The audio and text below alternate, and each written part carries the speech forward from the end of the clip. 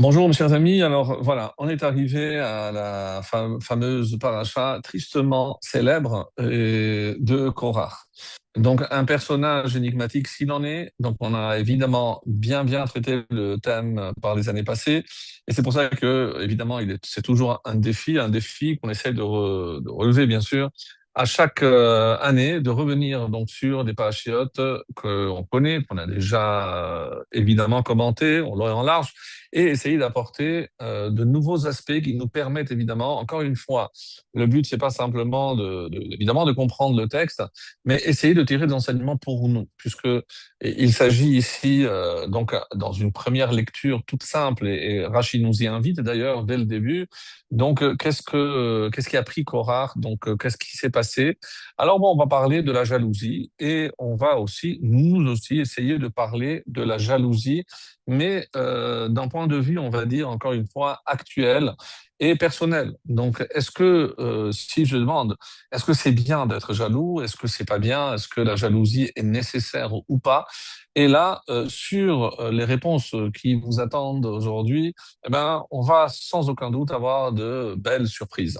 Par ailleurs, donc nous savons que dans un échange, on peut évidemment être en désaccord avec quelqu'un. Lorsque, même par provocation ou autre, comme des fois c'est le cas des enfants à l'égard des parents ou des élèves vis-à-vis de leurs enseignants. Donc, mais quand on pose une question, qui plus est, on parle de Korah, donc c'était pas le dernier des imbéciles, loin s'en faut. Donc, il pose une question à Moshe dès le début de la paracha. On va le relire parce que vraiment, je veux attirer votre attention sur ce point. Et donc, il va prétendre, donc sans rentrer pour l'instant dans le Midrash, qu'il est venu avec 250, qui avait porté un talit entièrement, un habit à quatre coins entièrement bleu azur, etc. Simplement sur la question de raisonnement. Donc, si on considère que tout le monde est saint, parce que, comme l'explique Rachid, on était tous au Sinaï, on a tous entendu exactement la même chose. Donc, pourquoi vous vous êtes dressé au-dessus de l'Assemblée? Donc, ici, il vient avec une revendication. Est-ce qu'il vise le poste de Moshe? Est-ce qu'il brigue le rôle de Aharon? Peu importe, est-ce qu'il est jaloux parce que c'est El Safan, le fils de Ouziel, le quatrième frère, donc ils étaient quatre frères, donc on est déjà passé directement au quatrième pour le nommer à la tête de la tribu de Lévi. Donc est-ce que c'est une simple jalousie ou est-ce que ça va beaucoup plus loin? Donc quelle est sa vraie motivation? Mais en dehors de cela, quand il pose la question à Moshe. Donc, on est obligé de dire que Moshe ne peut pas laisser une question, surtout de cet ordre, venant de qui ça vient, sans réponse. Donc, oui, alors nous, on dit, oui, il leur a dit, écoutez, allez vous reposer, la nuit porte conseil, demain on verra, alors venez si vous voulez, sachez que pour prouver que c'est Aaron qui mérite cette place, vous allez tous prendre des encensoirs, vous allez offrir la Ktoret en sachant que seul un sortira vivant, donc les 250 autres vont mourir, ils sont prêts à mourir pour ça. Donc, et la question qu'on avait traitée, il me semble, il y a 3 ou 4 ans peut-être, mais comment se fait-il que Moshe, qui a toujours pris la défense du peuple, non seulement ne va pas prier pour Korach et toute son assemblée, mais il va évoquer une création nouvelle, une création qu'on n'a jamais vue pour prouver donc l'ineptie de cette demande. Ok, tout ça, on va suivre la lecture d'une manière passionnante, il n'y a aucun problème. Mais où se trouve la réponse de Moshe à Korach? Avant même de proposer ce test avec les encensoirs, donc on veut savoir si à un moment donné, Moshe a apporté une vraie réponse. Et quelle est-elle? Parce que très sincèrement, lorsqu'on lit le début de la paracha, on n'a pas l'impression, oui, il s'adresse à eux, mais on n'arrive pas à percevoir ici une réponse. Donc, cette question, puisque nous sommes à 2 jours quasiment de la Youla du Rabbi, donc cette question qui est posée vraiment avec une acuité, une profondeur exceptionnelle, par le rabbi de Lubavitch, donc dont sera la Hiloula dans 2 jours. Donc, et c'est pour ça que je me suis proposé d'apporter une réponse qu'il propose. Donc, une réponse extrêmement profonde, évidemment, comme tout ce qu'il nous propose d'ailleurs, mais aussi très très passionnante, parce que ça va évidemment jeter une autre lumière sur le début de notre paracha, en tout cas, lorsque Korach vient avec ses revendications, la réaction de Moshe. Donc, rappelez-vous, bah, il pole al panav, il tombe face à terre. On avait évoqué un midrash qui disait qu'est-ce qui a provoqué une telle réaction, c'est qu'ils l'ont accusé de Eshet Ish. Mais je ne sais pas si vous imaginez, on l'a accusé d'avoir des relations interdites avec des femmes. On s'est allé très très loin. Donc il est resté vraiment sans voix, et c'est le cas de le dire. Mais il se reprend tout de suite et il va évidemment essayer d'apporter une réponse. Alors, et pour remettre dans le contexte, et c'est important parce que sinon on ne comprendra pas la réponse que propose le rabbi, donc il y a une introduction. Donc voilà, le plan, je vous l'ai présenté, donc on va parler un peu de la jalousie, on va essayer de comprendre la réponse de Moshe à Korach et à Saradato, et surtout on va revenir sur cette question extraordinaire. Pourquoi Moshe a réagi d'une manière tellement dure? Est-ce que c'est parce qu'il est touché personnellement? On a vu que lorsque Myriam a parlé contre lui, il s'est tu. C'est Hachem qui a pris sa défense.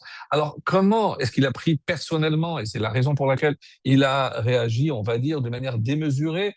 Donc, bon, il y a matière à réflexion, cela va de soi. Mais pour revenir déjà au début de la paracha, il y a besoin de revenir un petit peu en arrière. Donc, je vous rappelle que c'était juste après la faute des explorateurs, des Méragelim, avec les conséquences que toute cette génération ne rentrera pas. Et quel est le problème? Donc, si vous vous souvenez d'une réponse qu'on avait soulignée, peut-être qu'on n'a pas mis en exergue la semaine dernière, mais j'en ai besoin pour comprendre ce qui se passe par la suite. Quelle est la réponse? Donc, les Méragelim, donc évidemment, c'était des gens extrêmement élevés, on ne peut même pas imaginer, et c'est la raison pour laquelle que lorsque nous on parle, on l'a souvent dit, on l'a souvent répété, lorsqu'on parle des fautes des personnages bibliques, donc on ne s'empresse pas pour ramener ces réponses à notre compréhension comme s'il s'agissait de simples juifs. Non, on parle ici des gens extrêmement élevés. Donc, comme on l'a souvent rappelé, et c'est le Harizal qui nous le rappelle, que les dernières lettres de Tzaddik, Katamar et Ifrar, le Tzaddik, le juste, va fleurir comme un palmier dattier, les dernières lettres, c'est Korah. Donc, si ici on parle de Korah comme un Tzaddik et il va fleurir, donc au futur, c'est que forcément, il y a quelque chose qu'on n'a peut-être pas bien saisi, bien appréhendé, mais il est évident que ce n'est pas de la simple jalousie, même si je comprends le Midrash, Rashi, le sens simple, tout ce que vous voudrez. De la même façon qu'on a dit que les Maraglim, parce qu'ils allaient perdre leur stature en rentrant en Israël, ça aussi c'est vrai. Et une réponse n'annule pas l'autre. On a dit 70 facettes, la Torah, Elou va Elou et Divrei Elohim Chaim, ces paroles, évidemment, émanent d'un Dieu vivant. Donc tout est vrai. Et nous, on a peut-être ce problème, ou alors au contraire. Donc chacun va choisir en fonction peut-être de sa sensibilité. Ça, évidemment, c'est chacun libre à lui. Donc je rappelle que les Méragelim avaient un problème. En rentrant en Israël, la vie telle qu'ils la connaissaient dans le désert allait prendre fin. Évidemment, plus de manne, plus la protection des nuées, plus le puits qui les suivait partout. Donc, on allait se abaisser, à se retrousser les manches et travailler la terre. Et ils avaient peur que quand ils allaient s'occuper de la matérialité, eh ben, ça soit au détriment de la spiritualité. Évidemment qu'ils n'avaient pas tort, mais quel est le mais? Que n'oublions pas que si un homme doit travailler, que le souci de sa subsistance aujourd'hui fait partie des conséquences de la faute de Adam. C'est-à-dire que plus un homme a des soucis de Parnassa, plus il répare la faute de Adam. Donc ne croyez pas que c'est une malédiction, ou c'est parce que je me suis comporté, ou parce que j'ai pas fait ceci ou que j'ai pas fait cela. Au contraire. Donc ça veut dire que je suis dans un processus de réparation, de tikkun. Et le tikkun passe par cette problématique d'avoir le souci de la parnassa. Et Hachem a bien fait les choses. Aujourd'hui, Israël est placé juste après la Suisse comme le pays le plus cher au monde. Baruch Hachem. Donc, vous pouvez imaginer que tout ce qui se passe ici, évidemment, c'est parce que c'est ici qu'on va réparer la faute. Si vous aviez un doute, c'est pas en Suisse que la réparation de la faute d'Adam aura lieu, malgré les verts pâturages et les belles montres, mais c'est ici en Israël que nous sommes dans le tikkun véritable de la faute d'Adam Rishon. Donc bon, ça c'est une façon de voir. Alors, donc je comprends que les Méragelim avaient un souci, ils avaient une préoccupation, certes, plus que légitime, et encore, mais on est évidemment 100% avec eux. Et sans parler que en rentrant, il n'allait plus avoir Moshe à la tête. Donc, ils ont prolongé la vie de Moshe, comme on l'avait rappelé, 40 ans, puisqu'il devait mourir sinon à 80 ans et il va mourir à 120 ans. Magnifique. Mais maintenant, si il s'avère que ce qui détermine l'homme sur cette terre, c'est ce qu'il va faire. C'est pas son intention, c'est pas. Aujourd'hui, ce que Hachem attend de nous, c'est notre action. Donc l'intention, évidemment qu'elle est valable, mais quelqu'un qui a une intention, mais dont l'acte contredit cette intention, sauf s'il s'apprêtait à faire une mitzvah ou une bonne action et qu'il a été empêché, ça évidemment c'est compté comme une bonne action. Mais donc maintenant, et c'est ce qu'il n'avait peut-être pas compris, puisque Naasé Adam, donc ce qui déterminera dès lors l'homme, c'est Naasé dans l'action. Donc si dans le désert, ils étaient des spectateurs.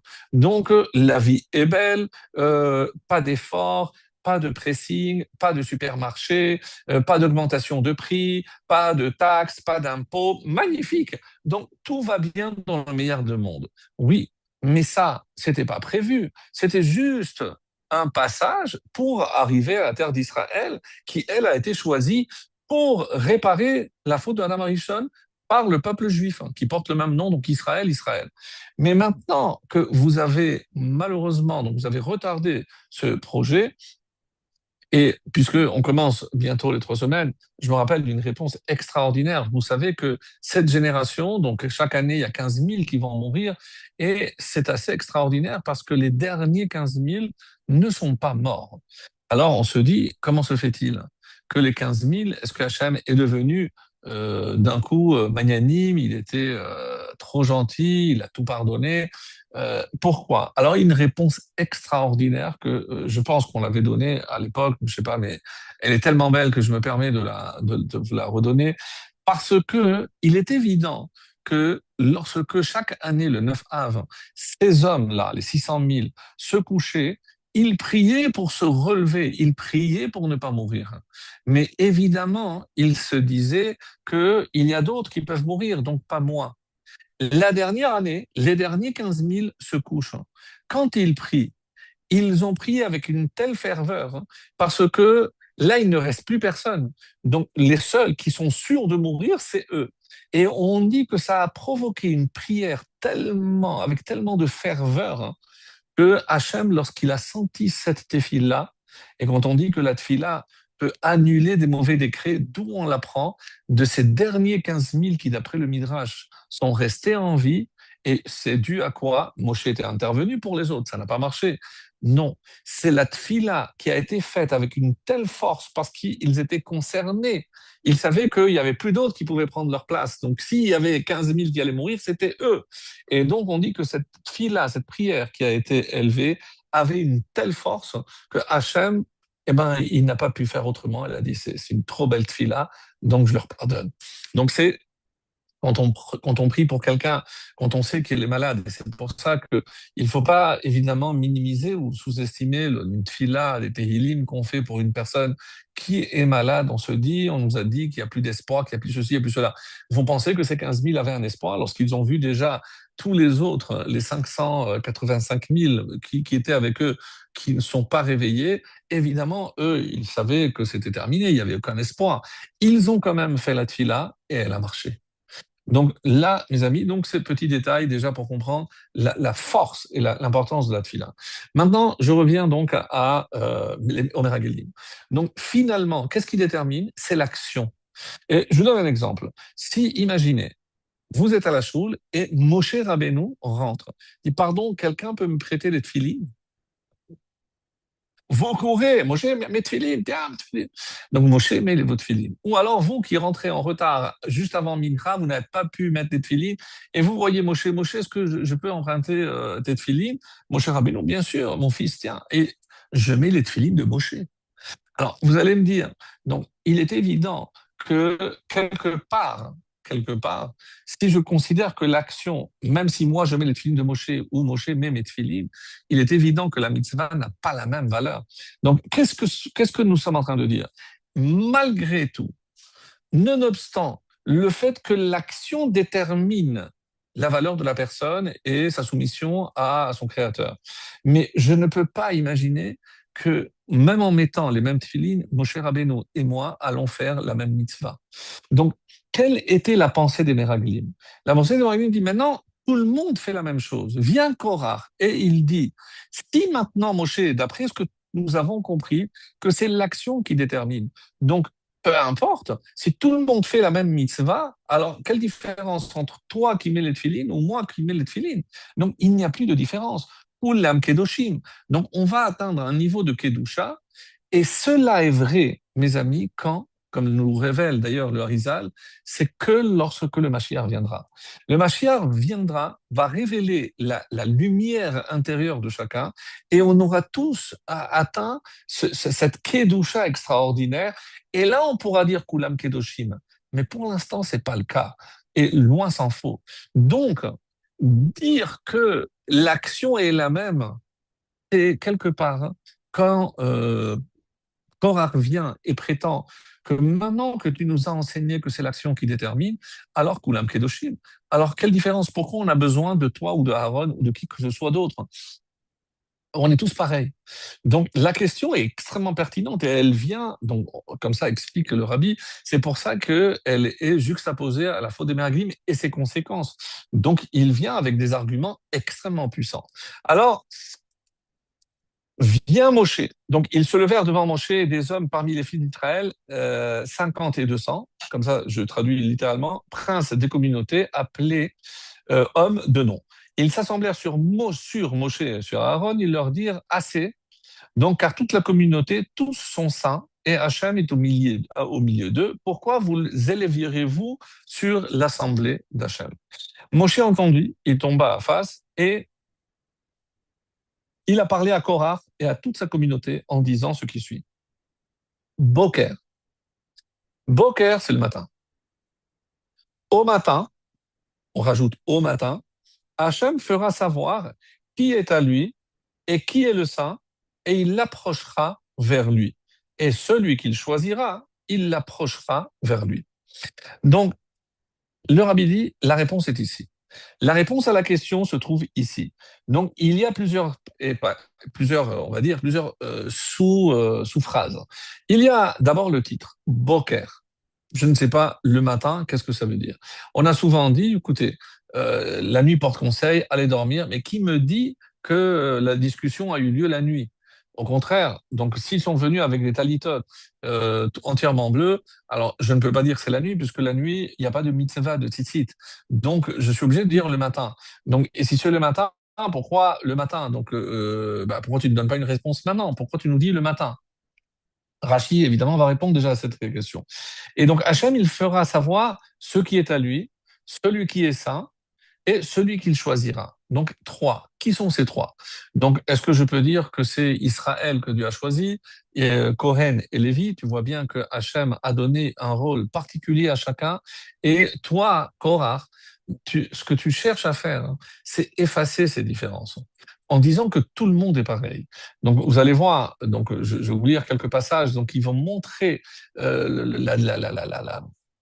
pas l'approche de Korach et en quoi elle est tellement dangereuse. Mais lisons Rachi pour comprendre ce qui se passe. Au matin, Hachem, il fera savoir.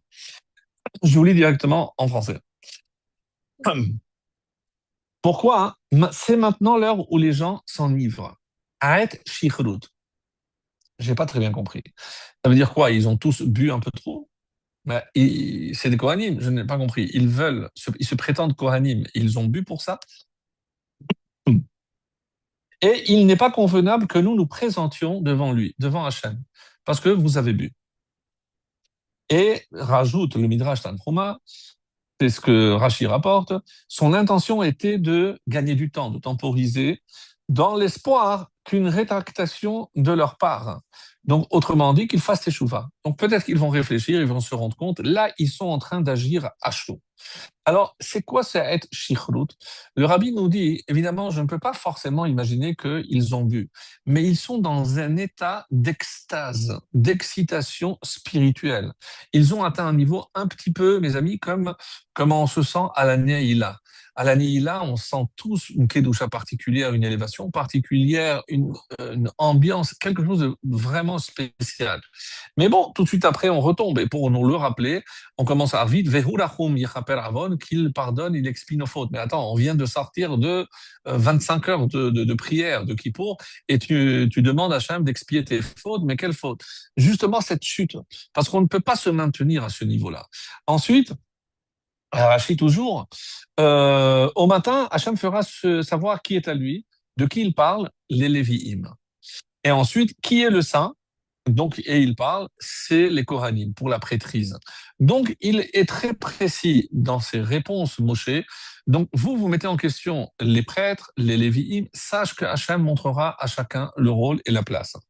Et il approchera.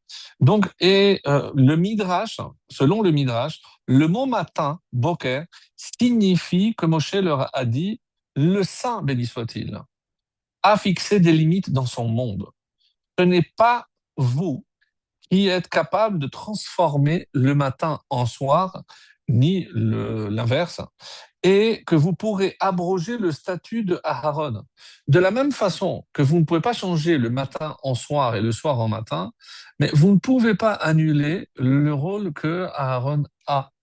Comme c'est écrit, Vaï ere vaï boker, il fut soir, il fut matin, Vaï avdel, et il a séparé. Donc Hachem a créé une séparation entre le jour et la nuit, la lumière et l'obscurité, et de la même façon, il a séparé, comme c'est marqué, et Aaron fut séparé pour être sanctifié. Donc, c'est Hachem qui a opéré cette séparation, cette différenciation. Donc, vous, ce que vous êtes en train de prétendre, c'est que vous voulez effacer toutes les différences. Mais ce n'est pas possible. Et c'est pour ça que Moshe, plus tard, il dira, Hibadelu, séparez-vous. Parce que vous avez voulu annuler tout ce que Dieu a fait comme différence. Et on va voir. Mais je reviens avant cela à la réponse du rabbi. Alors, qu'est-ce qu'il dit? Imaginons par exemple trois personnes qui font la même mitzvah. On va prendre la mitzvah par excellence. Talmud Torah Keneged Kulam, l'étude de la Torah. Donc les trois étudient. Le premier, il a compris l'importance de l'étude. Il sacrifie beaucoup pour pouvoir étudier le maximum de son temps libre, de son temps en général, et il sait qu'il accomplit la volonté de son Créateur. Magnifique. Le deuxième, il se dit, bon, si déjà j'ai un peu de temps, eh ben, je vais assister à un cours, il paraît qu'il parle bien, c'est mignon, c'est intéressant. Donc, il étudie, mais ce n'est pas, on va dire, encore une priorité. Le premier, je peux dire qu'il est les Shem Shamaïm. Donc, c'est vraiment sans aucune arrière-pensée, donc d'une intention noble. Le deuxième, c'est semi-noble, on va dire comme ça. Et on a le troisième qui il n'est pas Shomer Shabbat, il ne fait rien du tout, mais il adore la Gemara, le Talmud, parce que ça demande énormément d'efforts, de logique, etc. Et pour lui, c'est passionnant. Ou alors, un autre cas, c'est quelqu'un qui sait que avec cela, il va avoir de la notoriété. Et donc, il veut montrer, il a une très bonne tête, il a une très bonne mémoire, et tout ce qu'il emmagasine, c'est pour en mettre plein la figure aux autres. Donc, évidemment, ça, c'est pas les Shem Shamaïm.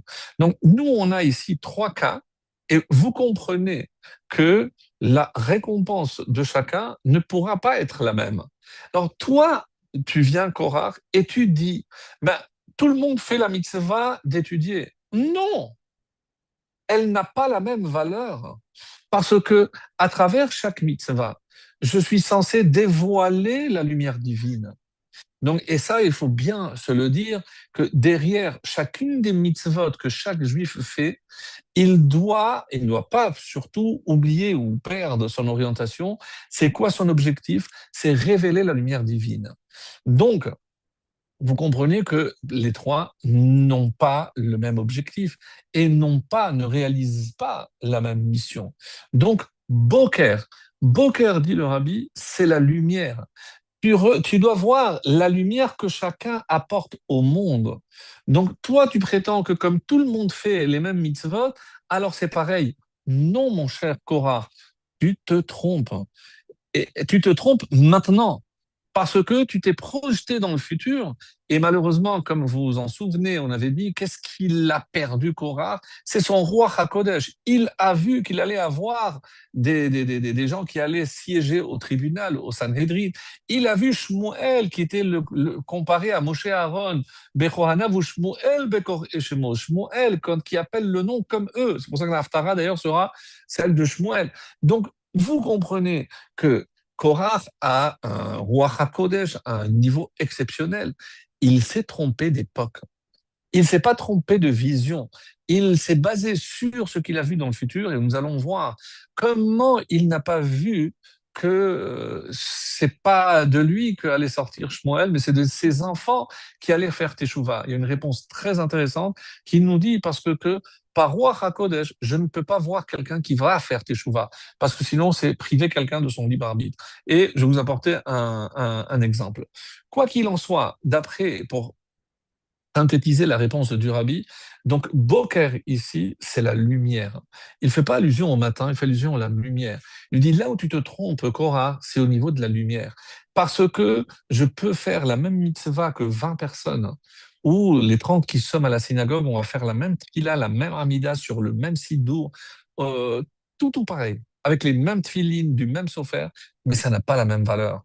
Nous le savions déjà, parce que la Torah a préféré répéter 12 fois les corbanotes, des offrandes apportées par chaque prince de tribu, pour nous montrer que même si les actes étaient exactement les mêmes, le contenu de chacun apporte exactement la même chose, mais je ne peux pas prétendre. Donc, si la Torah a perdu donc presque 90 versets pour nous montrer que non, chacun est différent, même lorsqu'il fait la même chose. Et donc, quand on va tout à l'heure parler de la jalousie, c'est à cela. Je dis pourquoi l'autre serait une version améliorée de moi-même? Pourquoi forcément, lorsque je vois l'autre, je le vois avec des yeux qui le scrutent de manière à ce que ça provoque ma jalousie parce qu'il a une plus belle voiture, parce qu'il a une plus belle femme, une plus belle maison. Donc, évidemment que ça fait partie du processus. Et quand, dans les 10 commandements, on lit l'otafmod, ben, vous pensez bien que c'est quelque chose qui est humain, l'otafmod, donc ne pas convoiter. Ça fait partie parce que l'homme a tendance à convoiter. Et donc, la convoitise va entraîner la jalousie peut entraîner des choses beaucoup plus graves. Donc, par rapport à cette réponse-là, on comprend que Moshe a oui répondu à Korah exactement comme il se doit. Et comme j'ai parlé des différences, écoutez bien ce qui est dit parce que je pense que c'est très beau dans le chapitre 16, le verset 21. Donc, qu'est-ce qu'il est dit dans ce chapitre? C'est lorsque Moshe les interpelle, donc verset 21. Et voilà ce qu'il dit, Moshe. Vaidaber Hashem el Moshe vel Aharon, hibadelu. Séparez-vous du milieu de cette communauté-là, je les détruirai en un instant. Hibadelu. Donc, pourquoi ce terme Hibadelu? C'est Havdalah. Et donc, c'est curieux. Pourquoi la Havdalah? Parce que qu'est-ce qu'il a voulu faire Korah? Et c'est tellement dit, c'est qu'il a voulu effacer les séparations, effacer les différences. Et donc, vous allez voir, parce que je me rappelle qu'on avait parlé il y a des années de cela, mais en tout cas, il y a une Gemara dans Psachim 104 qui dit Mouva, shelo yifratu mishalosh avdalot beseder avdala. Quand je fais la avdala, et jusqu'à aujourd'hui, qu'est-ce que je dis? Ben kodesh lechol, ce qui est sacré et ce qui est profane, ben or la chosher, Ben Israël, les Amim. C'est minimum 3. Et Ben Yom HaShevi, les Shem HaMaaseh, donc on en fait 4 pour nous. Ve'amosif, lo yosif al Sheva. On peut rajouter, mais pas plus que 7. Et qu'est-ce qu'on rajoute? Ben Tameh la Tahor, c'est Dieu qui a décidé ce qui est pur et ce qui est impur. Ben Hayam le Chareva, la mer et la terre. Ben Maïm Elyonim le Maïm Tartonim, les eaux d'en haut, les eaux d'en bas. Ben Kohanim la Léviim ou l'Israélim. Et oui, et là, la Gemara apporte la différence entre les Kohanim, les Léviim et les Israélim. Et donc, pourquoi on a dû rajouter cela? À cause de Korach. Et c'est pour ça que la Havdalah entre les Kohanim, Lévi'im et les Israélim, c'est au même titre que la lumière et l'obscurité. Vous comprenez que quand Moshe vient dit Boker, comme le Midrash Tanchuma l'avait dit, mais est-ce que je peux comparer la lumière et l'obscurité le matin au soir? Boker. Donc Vayavdel, Hachem a séparé. Il a séparé les deux règnes, le règne de la nuit, le règne de la ténèbre, le règne de la lumière, de l'obscurité. Donc je ne peux pas imaginer qu'un Israël, c'est comme le Kohen et comme le Lévi. Non, je ne peux pas effacer ces différences. Et alors, c'est pour ça que la différence que nous, quand on fait le samedi soir, on dit Ben Yom HaShevi, le Shechet Maaseh, on rajoute cela, et Ben Or la Rocher, etc. Le Zohar nous dit que c'est comme ça que quand Israël fait l'Avdallah le vendredi soir, Yordim Korach, le Zohar, Korach et son assemblée descendent. On aurait dû dire monter. Vous vous rappelez qu'on a dit qu'ils sont dans le Sheol, ils sont dans l'enfer, ils sont sous terre. En tout cas, le Zohar dit qu'ils descendent. Bon, à retenir. Et pour demander pourquoi, Hibadelu mitoch ha'eda azot, pour qu'ils soient les témoins de la Havdalah que tous les Juifs font, que tous les Juifs précisent. Et c'est ça ton erreur, Korah. Et c'est chaque samedi soir, on lui rappelle en quelque sorte. Et c'est pour ça qu'il y a marqué aussi qu'on a une coutume assez intéressante et surtout rappeler que par rapport à cela, attendez, la page, pourquoi j'ai parlé de ça ici? Ouais. Bitou la mechitzot, dès que je. Vous vous rappelez le Mechalel, le Mekalel aussi, le blasphémateur, il a voulu effacer les différences. Donc, dès que je détruis les barrières que Hachem a imposées, je devrais dire, eh ben, ça ne peut entraîner que la destruction et malheureusement le chaos. Comme c'est marqué dans Shabbat, Telo charba Yerushalayim ela bishvil shehushvu katan vegadol. Incroyable. La ville de Jérusalem n'a été détruite que parce que on a mis au même plan le grand et le petit. Alors le grand et le petit, est-ce que c'est le jeune et la personne âgée, etc. Oui. Et c'est pour ça qu'on dit Ve'aya Kaam Kekohen. Alors je vous lis la traduction, c'est dans Isaïe, un passage extraordinaire. La référence, c'est chapitre 24, le verset 2 et 3. Et il en sera du prêtre comme du peuple, du maître comme de l'esclave, de la dame comme de la servante, du vendeur comme de l'acheteur, du prêteur comme de l'emprunteur, du créancier comme celui qui a affaire à un créancier. La terre sera complètement rompue, elle sera complètement mise à sac. C'est Hachem qui a proféré cette parole. Donc, Isaïe vient nous dire, attention, lorsque je ne fais plus de distinction, et regardez tout ce qu'il a dit, le prêtre comme le peuple, etc. Donc, dès que j'efface, qu'est-ce que ça entraîne? C'est la destruction. La Gemara dit, c'est pour cela que la ville de Jérusalem a été détruite. Donc, ça fait vraiment réfléchir. Alors, et là-bas, on nous dit aussi, et ça, c'est un texte du Maté Moshe. Je reviens sur la Havdalah, un petit point magnifique et très intéressant, qui dit que l'irmoz, pourquoi on fait la Havdalah? On sait qu'on ne peut le faire que sur le vin. Donc, si on n'a pas, il faut attendre jusqu'à mardi, comme vous le savez. Mais pourquoi sur le vin? Alors, le Maté Moshe, donc un commentaire, une raison très intéressante. Il dit parce que yayin, le vin, c'est la valeur numérique de 70. Et pourquoi? Parce que quand je fais la Havdalah avec le vin, qu'est-ce que je suis en train de dire? C'est que nous déjà, Ben Israël, les Hamim entre Israël et les nations. Il y a combien de nations? Les 70. Donc je prends le vin pour marquer la différence entre nous et toutes les autres nations. Et c'est la coutume de verser, comme ça c'est rapporté, quelques gouttes par terre pour affaiblir les nations, pour dire, voilà, vous serez là et nous, on va vous marcher dessus. Amen. Donc que ça arrive trop tôt parce qu'on en a vraiment besoin. Alors, donc, il y a un autre texte magnifique dans le traité de Jérusalem, dans Brachot, qui dit Kol hanoten einav bekoso, kol haolam domé be'einav kemishor. Donc, tout celui qui porte sa vue, sa vision sur le verre, celui qui boit un peu de trop, tout lui paraît comme quelque chose de plat. Donc, il ne voit plus de différence. Et c'est pour ça que, rappelez-vous, que Rachi a rapporté le fait qu'ils avaient bu. De la même façon qu'il y a quelqu'un qui est dans un état d'excitation, il a du mal à préserver les différences. Pourquoi le nazir, rappelez-vous, a décidé de ne plus boire pour ne pas en arriver à des fautes plus graves. Donc, on sait très bien que lorsque on ne maîtrise pas ses réflexes et autres, donc on peut voir les choses qui sortent du cadre de la réalité. C'est pour ça que c'est très dangereux. Et on nous dit, mais attention, le Magen Abraham nous dit, oui, mais peut-être qu'il faudrait annuler cette coutume de jeter par terre, parce que c'est pour le vin, c'est un bisaïon, c'est un mépris on ramasse lorsqu'on a un morceau de pain ou d'autre chose d'aliment, on laisse pas les aliments par terre, donc la jeter. Et il dit non, comme c'est quelques gouttes, c'est pas significatif, donc je pourrais le faire. Alors on en dit, Mishnah Berurah vient, donc tout ça c'est dans la halakha, que c'est vrai que ça a l'air, mais comme c'est attention, parce que Baït chez Yeshbo, alors c'est comme ça, c'est rapporté au nom du Taz, voilà. Chez Lokat Voulishpor Yayin, chez Assour, non. D'après lui, il faut pas jeter du vin par terre. Et là, chez Imi Chaper et Maklidim. Donc, si je verse et que ça déborde, ça alors bon, ben on prête pas attention. Pourquoi? Chez Immitragezim et Namroim Siman Bracha. Parce que, attention, de ne pas se mettre en colère. Il y a deux moments où il ne faut pas se mettre en colère, à l'entrée de Shabbat et à la sortie de Shabbat. Et surtout le Shabbat, bien sûr. On dit que celui qui se met en colère le Shabbat, le Zohar dit qu'il rallume le feu de l'enfer.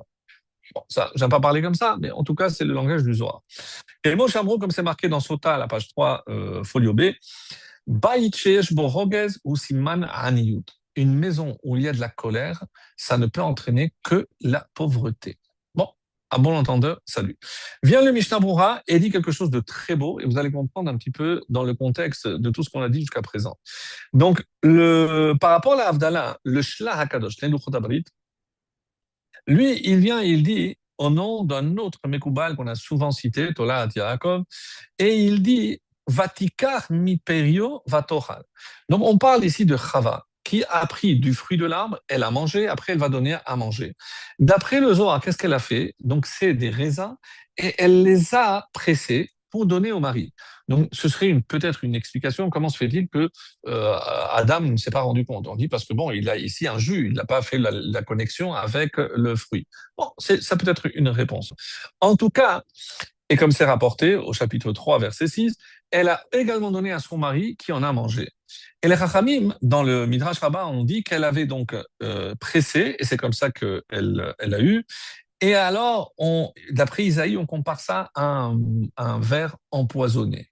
Donc, il lui a donné une boisson empoisonnée parce que ça a entraîné la mort, etc., et tout ce qu'on sait. Et alors, les filles chez Nitkavna Lehi Badel, mais Adam Aliede Ayayin, vous avez déjà certainement entendu que les femmes ne goûtent pas le vin de la Havdalah.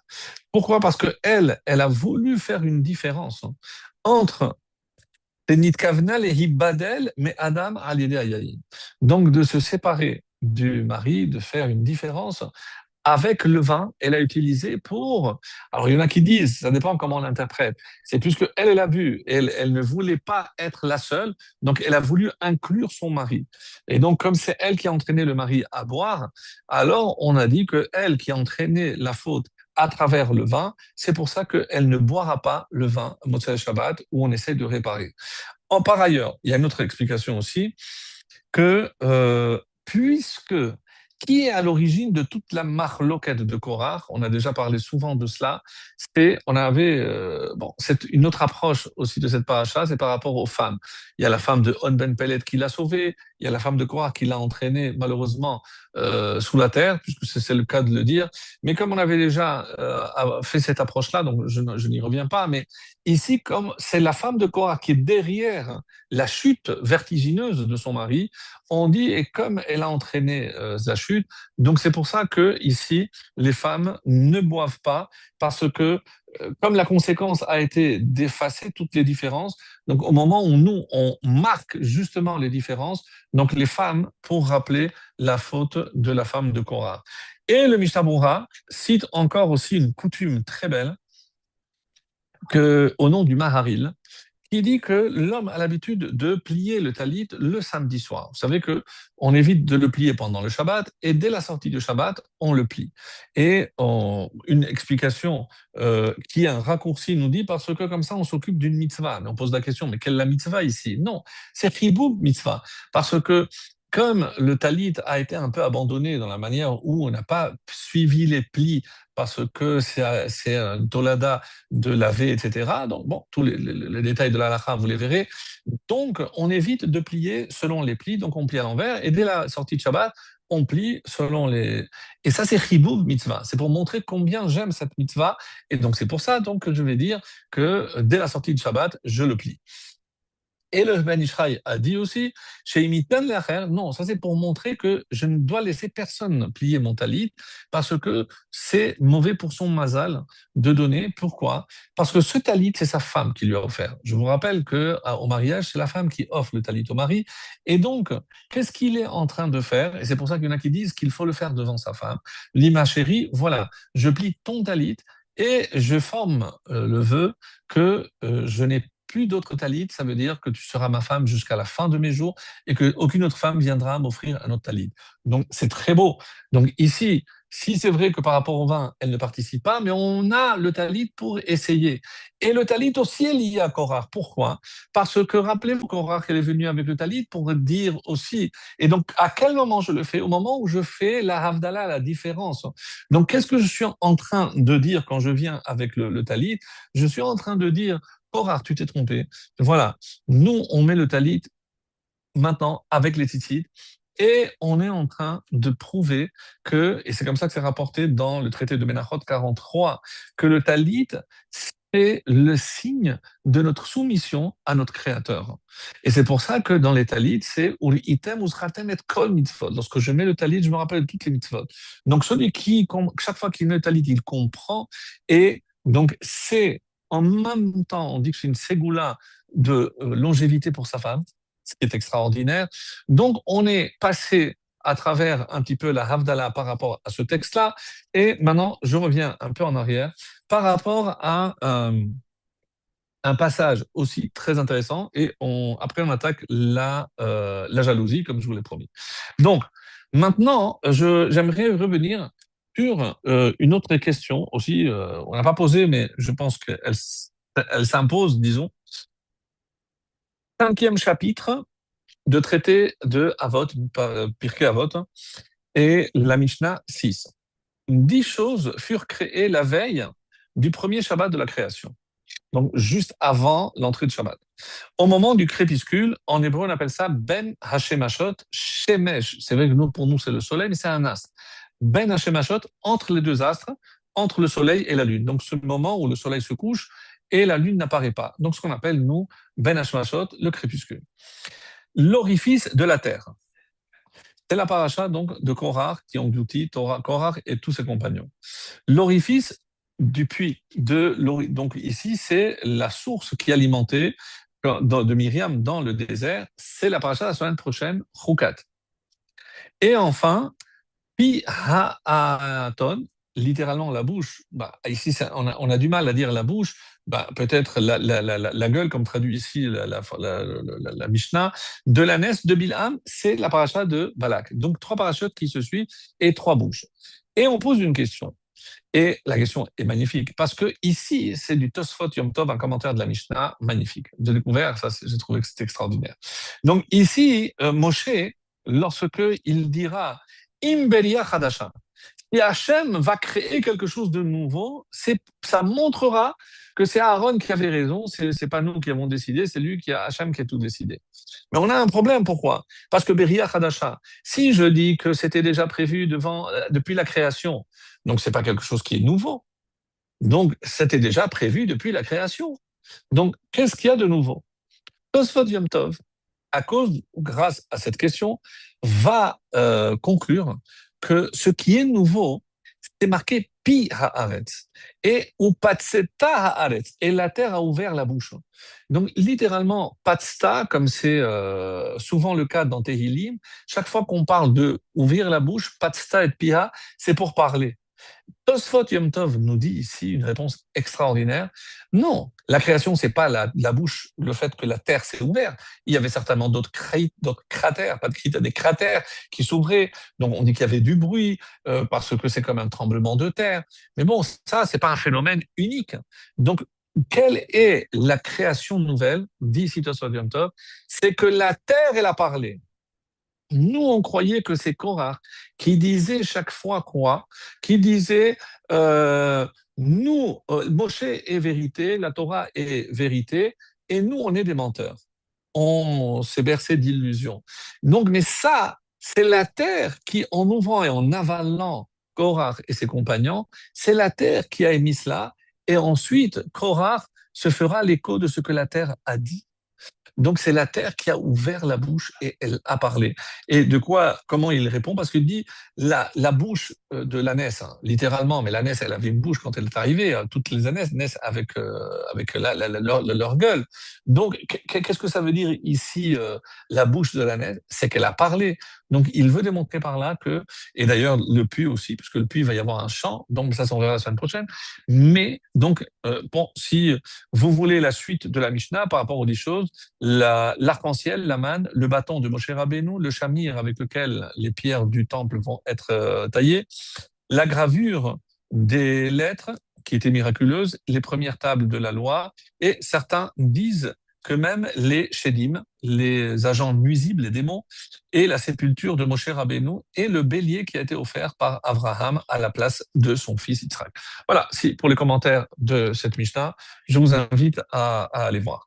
Et donc maintenant, on arrive à quelque chose de très beau, parce que vous savez certainement qu'il y a plusieurs psaumes de Korach, les enfants de Korach. Alors, il y a les psaumes du 42 au 49, et ensuite du 84 à 88, l'Amnatser Livne Korach. Donc, les chantres pour des enfants de Korach. Donc, au moment le plus important de notre calendrier, celui où on va être jugé et celui où on s'apprête à accomplir peut-être une mitzvah exceptionnelle qui est celle du shofar. Et là, on a choisi un psaume, lequel l'amnatseach livne kol amizmor kol hasham kol amim tik ukaf. Donc, on va choisir un mizmor des enfants de Korah et on va le lire pas moins de 7 fois. Attendez, mais les enfants de Korah, oui. Les enfants de Korah, comme vous le savez, et d'ailleurs, si on fait attention à tous les textes qui parlent de cela, quand on va voir dans le chapitre 11 dans Devarim, qu'est-ce qui a marqué? Va Asher asa ledatan va aviram bene Eliav. Que quoi? Asher pasta adama et piha vativlaem. Là que la terre a ouvert la bouche et les a avalés. On ne parle pas de Korah. On ne parle pas de Korah. Dans Tehillim 106, Kouf Vav. Vaikan ou les Moshe, ils ont été jaloux de Moshe ben Machane, les Aaron et de Aaron, qui est le saint d'Hachem, Kedosh Hachem, Tiftach Eres Vativla Datan Vatechaz ala Dat Aviram. La terre a ouvert, a avalé Datan, et elle a recouvert toute l'assemblée de Aviram. Korach est absent aux abonnés. On ne parle pas de Korach. Donc, ça met évidemment la puce à l'oreille. Donc, comment se fait-il que, alors qu'on a l'impression, oui, n'oubliez pas que la paracha s'appelle Korah. Vous allez me dire, oui, mais on a appelé aussi Balak. Oui, mais Balak parce que ça a entraîné les plus belles bénédictions. Balak parce qu'il y aura une descendance de Moab qui est Ruth, qui sera David, qui sera le Mashiach. Donc, Balak avait forcément quelque chose de positif. Mais Korah, si je considère que c'est un personnage à bannir, donc, d'ailleurs, on a souvent dit qu'on ne donne pas le nom des Réchaïm. Donc, Korah, ça fait partie des prénoms. Donc, c'est assez ambigu parce qu'il y a des noms de famille Korah. Donc, c'est assez curieux. Donc, comment imaginer cela? Quoi qu'il en soit, donc, quand le Maharsha dit Shemona asa korcha Israël, shelo yikare od acher b'Shem ze. Donc, le Maharsha dans la Gemara dit clairement qu'il ne faut pas donner ce nom parce que c'est un rachat. Alors, et là, on arrive peut-être, donc ce que j'avais dit, ça dit Katamalifrach, le Harizal, mais le Harizal va aussi nous permettre de répondre à la question. Donc, pour quelle raison Moshe n'est pas intervenu pour essayer de sauver Korach et son assemblée? Et la réponse, même si vous la devinez, mais elle est du Harizal, évidemment, et le Hari, dans Sha'ar HaPsukim, il dit, quand Caïn a fait son méfait, il a tué son frère, donc il avait marqué là-bas Shivatayim Yukam Caïn. Donc pendant 7 générations, Caïn, personne ne le touchera. Mais à la 7e génération, il va être tué par Tuval Caïn. Il était parti chasser, il s'est trompé, et c'est comme ça qu'il va tuer Caïn, son aïeul. Da, qui Yukam, Hem Raché Tevot, Yukam Caïn. Yukam, il s'élèvera. Yukam, c'est les initiales de Yud, c'est Yitro, Kouf, c'est Korach, et même, c'est le Mitri, l'Égyptien. Pourquoi? כי גם קורח היה משורש גלגול נשמת קין, ולכן נתקנה במשה שהוא ההבל כנודע. Donc, comment est mort Caïn? Pardon. Comment il a tué Caïn Hevel? Il l'a enterré dans la terre. Regardez Moshe, qui est Hevel, il va enterrer l'Égyptien. Oui. Korach, il va également l'enterrer, puisque c'est comme ça qu'il est mort. Et donc, c'est pour ça qu'on nous dit que il y a 3 niveaux, Nefesh, Ruach et Neshama. Nefesh, le plus bas, c'est l'Égyptien. Et c'est pour ça qu'il est tombé à terre. Korach, c'est le Ruach, et Yitro, c'est la Neshama. Donc, et ça, c'est pour la réparation de Caïn. Et Hevel, qui n'est autre que Moshe, et dans Moshe, il y a aussi indiqué les personnages que lui représente, parce que, comme vous l'imaginez, Moshe, c'est Moshe pour le même, tête, tête, donc le 3e fils de Adam, et He, c'est Hevel. Donc Hevel, Shet et Moshe. Donc il vient réparer la faute de Caïn. Donc vous comprenez que dès que Moshe a compris que si lui il est Hevel, Korah c'est Caïn, par la même lettre, eh ben il ne pouvait rien faire parce qu'il fallait laisser faire les choses pour que tout arrive à sa réparation. Et c'est ce qu'il dit ici.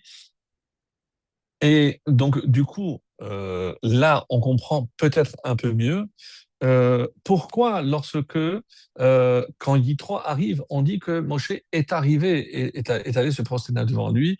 Donc, dans Torah Menachem, le Tzemar Tzedek dit Mi pene she'shorsho shel Caïn na'ala me'od mi shorsho shel Hevel. Là, on rentre dans un autre niveau, mais on dit que la racine de Caïn est plus élevée que celle de Hevel. Et c'est pour ça que Caïn s'occupe de la terre, de ce qui est dans la terre. Il y en a qui disent que la jalousie a commencé par le talit. Pourquoi? Parce que lui, Caïn a apporté le lin et lui, il a apporté la laine. Donc, et on sait que pour mettre les tzitzit, il faut les mettre en laine. Et donc, il a dit, mais toi, j'ai besoin de toi pour que ça soit le lin, et comme le Kohen Gadol qui pétait le lin et la laine en même temps. Donc, on dit que c'est pour ça qu'ils se sont disputés aussi, et la jalousie, c'est pas simplement par rapport à 2 filles, 2 femmes ou pas, mais on dit que c'est par rapport aussi au talit, donc quelque chose de très beau. Et donc, Shorsho chez le Caïn. Et c'est pour ça qu'on dit que quand Moshe a vu Yitro, il a évidemment senti la Neshama de Caïn, et lui étant Rével, il a senti que cette Neshama, la source de cette Neshama, le Shoresh, était plus élevé, et c'est pour ça qu'il est allé l'accueillir, il s'est prosterné devant Yitro. Pas parce que c'était son beau-père ou autre. Ici, on est dans un autre domaine, donc beaucoup plus profond, et on comprend à la lumière de ces explications que on ne peut pas essayer de comprendre les événements que nous relate la Torah d'une manière seulement pshat, sans voir tout ce qui se cache derrière. Cela va de soi. Alors, Et je termine juste par ce point-là, pour terminer et clore ce chapitre. Donc, comment il n'a pas vu que ses enfants allaient faire teshuva. Et on dit que les enfants, et c'est comme ça que c'est rapporté dans le Tanhuma, dans le Tehillim 45, on dit la Natsal d'Ibn Kolar Mizmor, Rachash libi devartov. Mon cœur, Rachash, s'agite, Davartov en belles paroles. Mais pourquoi c'est le cœur qui s'agite en belles paroles? Pourquoi c'est pas les lèvres? Pourquoi c'est pas la bouche? Pourquoi c'est le cœur? Et le commentaire de Shochar Tov dit là-bas, on a la preuve que les enfants de Korah n'ont pas eu le temps de faire teshuva, de faire un vidouille, de faire rien du tout. Ils ont juste pensé. C'est pour ça qu'on dira, ils ont fait hirhur teshuva. Ils ont eu la pensée de teshuva et hop, Hachem a sorti une planche de salut, peut-être de là que ça vient, une planche, et dans leur chute, tac, ils ont été retenus, et c'est comme ça que les enfants de Korah ont été sauvés. Comment, si lui, il a vu Shmuel, comment il n'a pas vu que c'est ses enfants qui allaient faire tchouva? Et on a un principe, c'est que même par Ruach HaKodesh, on ne peut pas voir que quelqu'un va faire tchouva, parce que c'est le privé finalement de son libre arbitre. Il n'en est pas question. Donc, et un exemple qui nous est donné, justement avec Isaïe, lorsque alors, ça se trouve dans le livre des rois 2, le chapitre 20. Donc là-bas, Ishaïaou vient voir le roi Hiskiyahu et lui dit, prépare-toi, prépare ton testament, tu quittes ce monde. Il dit, pourquoi tu me dis ça? Parce que tu n'as pas accompli la volonté divine, tu t'es pas marié. Il dit, mais oui, mais j'ai vu par roi HaKodesh que j'aurai un enfant rachat, etc. Je dis, mais qui t'a demandé de rentrer dans les secrets? Comme ça, il lui dit, Bahada kiv veshad rahamana. Je dis, mais depuis quand tu te rentres dans les affaires secrètes ou d'Hachem? Je sais pas tes oignons. Toi, tu dois te contenter de faire ce que Hachem te demande. Ah, il a dit, alors, tu es prêt à me donner ta fille? Il a dit oui. Donc, le roi Hiskiyahu s'est marié avec la fille du prophète Isaïe. Et il ne s'est pas trompé. Ménaché, le fils rebelle s'il en est un, donc il va finir, retenez ça, c'est lui qui va envoyer tuer son grand-père. Le prophète Isaïe sera tué par, rappelez-vous, lorsqu'il est rentré dans l'arbre, il a coupé, bon, bref. Donc il a tué son grand-père. Il a éteint le feu qui est resté allumé depuis l'époque du roi Salomon sur le Kevesh, donc le Ha'esh Tukadbo Lotichbe, il ne faut pas que ce feu s'éteigne. Il est venu, il l'a éteint, ménaché. Il a introduit des idoles dans le Hechal, à l'intérieur du temple. Et il a été la cause principale de la destruction du temple. Ça vous suffit? Ça suffit. Je veux dire, là, on a le top level de Rechaim, bien Nara, mais c'est pas tout. Lorsque il a été attrapé par le roi de la Syrie, Achour, et il a été envoyé à Babel, et là-bas, on l'a mis dans une marmite à feu. Et il a commencé à prier tous les dieux, toutes les divinités qu'il connaissait. Et là, il a dit, écoute Hachem, je me rappelle que mon père et mon grand-père, lorsqu'il me prenait il m'a dit, ne perds jamais l'espoir, même si tu as l'épée sur ta tête, tu ne perds pas l'espoir. Je dis, maintenant, si c'est vrai, ce que mon père et mon grand-père m'ont enseigné, Hachem, je me remets à toi si tu me sauves. Les malachim, ils ont voulu fermer, bloquer, ne l'écoute pas, c'est un rachat, qu'est-ce qu'il a fait, il a tué, hop. Et je ne veux pas qu'on dise que je ferme la porte à la teshuva. Et Hachem l'a extrait, il s'est retrouvé directement à Yerushalayim, et on dit qu'il a fait Teshuvah. Menaché a fini par faire Teshuvah. Mais ça, il n'a pas vu le roi Hiskiyahu? Non, parce qu'on ne voit pas lorsqu'on fait la Teshuvah. Et c'est pour ça que, malheureusement, Korah, on n'a pas vu, même par le roi HaKodesh, que c'était ses enfants qui allaient faire Teshuvah, et non pas lui. Et c'est pour ça que il a eu, en tout cas sur ce plan-là, il a eu tout faux. Maintenant, quand on parle de la jalousie, donc moi j'ai envie de vous dire, est-ce que la jalousie est bonne? Est-ce qu'il y a une bonne jalousie? Vous allez tous me répondre, oui, c'est marqué. Kinat sofrim tarbe chokhma. Donc lorsque quelqu'un est jaloux, eh ben ça va au contraire le motiver pour aller plus loin, pour se dépasser, etc. Et c'est d'ailleurs un jeune qui a écrit au rabbi pour lui dire qu'il était jaloux parce qu'il se donnait beaucoup de mal, mais il n'arrivait pas au niveau des autres. Et il y avait toujours des élèves qui étaient meilleurs, etc. Il a écrit comme ça. Asher sovel beinian de kinat sofrim. Donc, en fait, tu souffres de voir, de cette jalousie, de voir que les autres réussissent mieux que toi. Parce qu'ils les voient, eux, sont plus assidus, ils ont de meilleurs niveaux, etc. Vegam nafsho chashka belimud Torah, be'atmada, et tu voudrais les copier, ce que j'entends. Les pele adavar, tignon kitfo, pe'are amru chazal, kin atzoflin tarbe chokma. Je dis, mais pourquoi tu t'en veux? C'est très bien, puisqu'il y a marqué que c'est ce qui augmente la connaissance et la sagesse, c'est d'être jaloux de kin atzofrin, entre sages. ולכן פשוט עליו להרבות מידה אמורה. Donc au contraire, ce que je prierai, c'est pour que tu continues à encore agrandir cette jalousie. Parce que plus tu seras jaloux, plus tu seras grand. להרבות הקנאה, על מנת להרבות בהתמדה, et c'est vers ידי זה יתרבה הצלחתו, et c'est comme ça que tu verras de plus en plus de réussite dans tes études. Donc כבר ידוע מעלת מידה האמורה, et d'où on apprend ça, Vatekane Rachel Be'achota. Donc Vatekane, est-ce qu'elle était jalouse parce qu'elle avait plus de costumes, parce qu'elle avait des enfants? Non, parce qu'elle aussi voulait être la fondatrice du peuple juif. Donc c'est une jalousie qui est bonne. Et là où je vais vous surprendre, mes chers amis, c'est un Yalkut Shimeoni, un texte révolutionnaire sur ce que nous, on croyait savoir sur la jalousie. D'abord et avant tout, j'aimerais rappeler quelque chose. Que quand le Ramban il parle à son fils, il parle beaucoup de la colère et de la ga'ava. Et il dit que ces deux défauts, il faut tout faire pour les éliminer et les extraire, les éradiquer entièrement. Il ne parle pas de la jalousie. Et pourquoi il ne parle pas de la jalousie? Parce que quelque part, la jalousie peut être aussi positive. Et on parle essentiellement de cette jalousie. Alors, j'ai un scoop pour vous.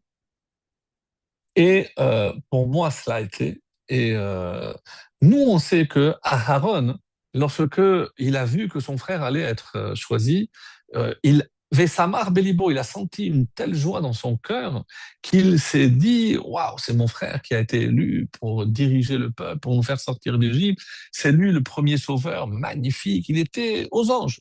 Hachem a dit, quand il a senti cette pureté dans son cœur, tu mettras le Urim et Tumim sur un cœur aussi pur qui mérite de porter donc le pectoral. Magnifique. Maintenant, si je vous posais la question, est-ce que vous pensez qu'à un moment donné, Moshe a été jaloux de Aaron? Moshe, mais non, Moshe, chas v'shalom, chas v'shalom, chas v'shalom. Ouais, je vous vois arriver, mais asseyez-vous et regardez ce qui est écrit parce que c'est révolutionnaire. Oui, mes chers amis, Moshe a ressenti de la jalousie à l'égard de son frère. Et où est la preuve? Alors vous allez me dire, c'est tiré par les cheveux. Pas autant que cela, vous allez voir. Donc, pourquoi il y a la mauvaise jalousie? Parce que je dis, si je ne suis pas moi le premier, alors je ne suis rien, et donc je vais toujours briguer un poste, je vais toujours vouloir, etc. Évidemment que ce n'est pas une jalousie saine. Et pourquoi l'autre, j'ai dit, ferait une version plus réussie que moi-même. Donc, chaque fois, je vais voir l'autre avec des mauvais yeux. Mais sachez que dans la Torah, il y a les théramim, les accents toniques. Donc, le ravia, donc quand on écoute une paracha, il y a des chants. Et donc, qui donne, c'est ce qu'on appelle les théramim. Et il y a un ta'am très rare au point qu'il n'y a que 4 dans toute la Torah. Ce ta'am s'appelle shalchelet. Shalchelet, c'est comme un collier. Et c'est la forme en zigzag. Shalchelet. Donc, il n'y en a que 4. Et les Chachamim nous disent que est-ce que c'est Ezra qui a inventé, je n'en sais rien, je m'excuse, mais je n'ai pas toutes les sources, qui a été à l'origine de ces ta'amim. Alors, que symbolise ce ta'am? Pourquoi ce ta'am, on a l'impression que c'est va-et-vient, une forme d'hésitation. Et lorsqu'on va voir où se trouve ces 4 fois ce signe, vous allez voir qu'effectivement, il y a toujours eu une hésitation. La première, Tevaït Mahmah, il a été retardé. On parle au moment où Lot devait quitter Sédom, donc il laisse tout derrière lui. Il ne sait pas vers où il va. Rappelez-vous, il pensait que le monde allait être détruit. Il a une hésitation et ce sont les malachim qui le poussent finalement pour le sauver parce que lui, il hésitait trop. Vaït mahmah. Donc on comprend qu'il hésitait. Est-ce que j'avance? Est-ce que je reste? Est-ce que je vais? Est-ce que je n'y vais pas? Donc je comprends qu'il y a eu une hésitation. Ensuite, il y a Eliezer. Eliezer, lorsque Moshe, lorsque Abraham l'envoie pour chercher une femme pour son fils, donc il dit qu'est-ce qui se passe? Donc Vayomer, si elle décide de ne pas me suivre, Vayo, il veut que la fille le suive, mais il préfère qu'elle ne le suive pas. Pourquoi? Rappelez-vous, quelle était son intention? C'est que si il vient bredouille de sa mission, eh ben, il pourra toujours proposer sa fille. Donc, il avait certes un intérêt. Donc, il a une hésitation parce que il veut réussir la mission, mais il aurait préféré ne pas réussir la mission. Donc, il est un peu déchiré. Ensuite, nous avons Yosef. Lorsque la femme de Potiphar essaye de le retenir, il y a marqué là-bas, Vaïmaen, il a refusé. Bon, le Midrash rapporte qu'il a vu le visage de son père, etc., le reflet. Vaïmaen, il a refusé. Mais on parle d'un gosse de 17 ans qui est face à une des femmes les plus belles. C'est pas moi qui le dis, c'est le Midrash, qui est les plus belles qui aient jamais existé. Comment il n'a pas pu hésiter? Comment vous croyez qu'il est un surhomme? Donc, il y a eu un moment d'hésitation et ça s'explique parce qu'il est dans une situation extrêmement délicate. Donc, pour l'instant, on comprend la présence donc de ce symbole de Chalchelet. Où se trouve la quatrième? Vous savez, rappelez-vous que Vaï Bayom Hashemini, le huitième jour, pourquoi? Parce qu'il y avait ce qu'on appelle les Sheva Yemei Milouim. Avant l'inauguration effective du Mishkan, du tabernacle, il y a eu les 7 jours de préparation. Et que se passait-il pendant ces 7 jours? Eh ben, donc, on montait le Mishkan, personne rentrait, Aaron voyait, et qui faisait les sacrifices tous les jours, qui montrait comment il fallait faire? Moshe. Moshe Rabbeinu. Donc c'est lui qui, pendant 7 jours, allait prendre la place du Kohen Gadol. On arrive le dernier jour.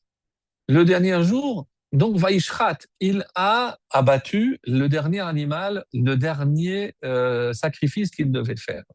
Et là, sur ce verbe Vaishrat, on nous met la chalchelet. Bien. Qu'est-ce que cette chalchelet vient faire là-dedans?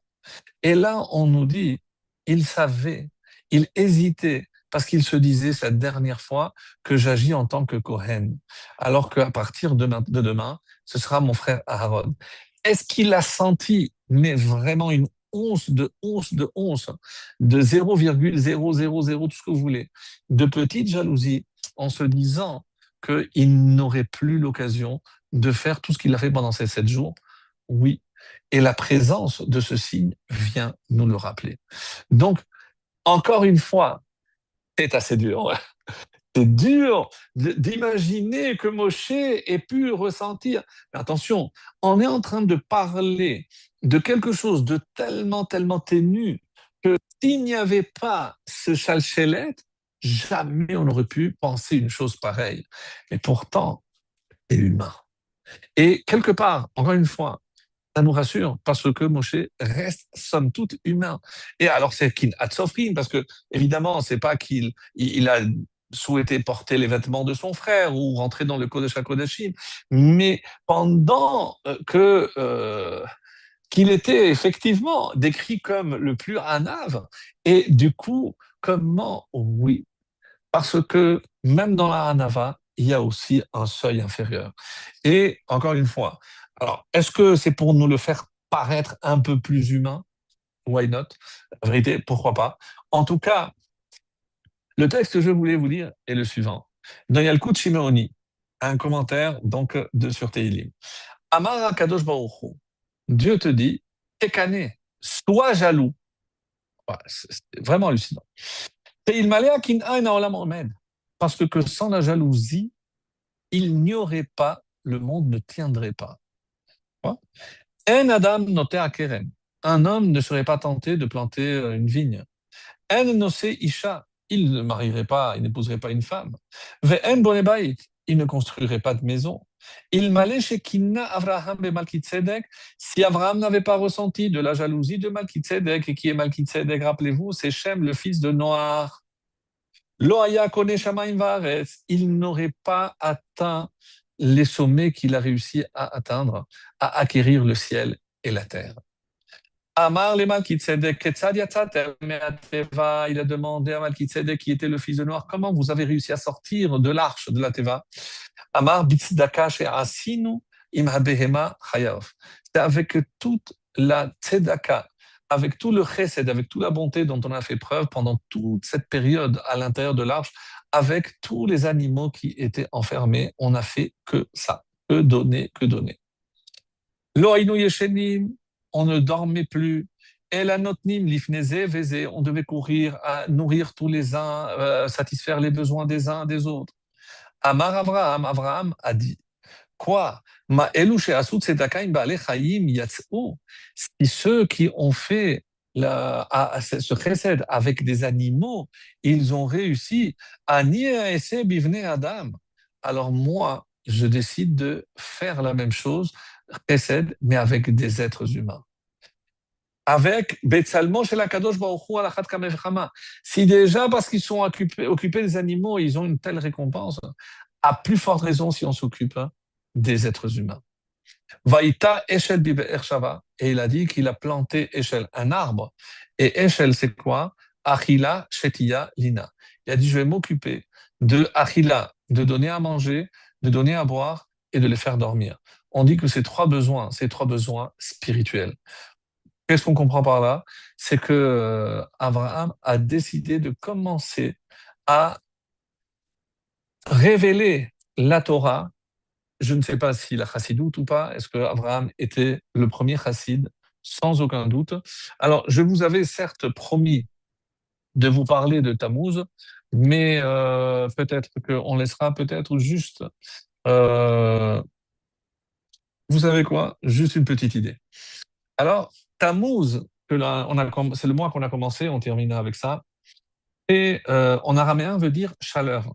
Pourquoi? Parce qu'on dit que c'est le mois le plus chaud de l'année et la chaleur de Tammuz atteint en quelque sorte son paroxysme. Pourquoi? Parce qu'on dit que les rayonnements du soleil, donc c'est là où il y a plus que Av, oui, vous allez voir que Av, ça commence à décliner. Alors les rabbins ont une drôle de phrase et ils disent comme ça, un âne, même à l'époque de Tammuz, a froid. C'est une énigme, bien sûr. Un âne, même le mois de Tammuz, il a froid. Comment il peut avoir froid? On vient de dire que c'est la plus grande chaleur. Alors, évidemment, c'est une phrase qu'il faut prendre au sens spirituel. Donc, c'est quoi le sens spirituel que je donne ici? C'est Chomer, Chamor, c'est la matérialité. Donc, la matérialité, ici, c'est comme ça qu'il faut comprendre l'âne, le matériel, le matérialisme. Donc, une personne qui est immergée dans la matérialité de ce monde a froid. Qu'est-ce que ça veut dire qu'elle a froid? Ça veut dire qu'elle ne ressent pas la chaleur. Mais si je dis qu'il faut prendre le sens figuré, donc tout ce qui existe dans ce monde, c'est le reflet du monde spirituel, écoutez bien ce que ça veut dire. Ça veut dire que si ce moi représente la chaleur physique, c'est aussi, il représente la chaleur spirituelle. C'est là où les rayonnements d'Hachem sont les plus puissants. Mais il faut être sensible. Donc, quelqu'un qui est empêtré dans la matérialité, il ne peut pas ressentir la chaleur de la spiritualité. Et donc, arrive comme ça, et c'est pour ça qu'il ne peut pas ressentir la chaleur de l'amour d'Hachem qu'il déverse sur nous. Et là arrive l'Aïloula, encore une fois, du Rabbi. Et qu'est-ce qu'il dit, le Rabbi, le Trois Tammuz? Donc, qu'est-ce qu'un homme doit faire dans ce monde? Évidemment que Hachem a voulu nous placer ici dans un monde matériel, un monde mais qu'est-ce qu'il doit faire? C'est dépasser les limites du matérialisme pour pouvoir s'attacher à la sainteté à travers cette matérialité. Et c'est comme ça qu'il pourra atteindre la spiritualité.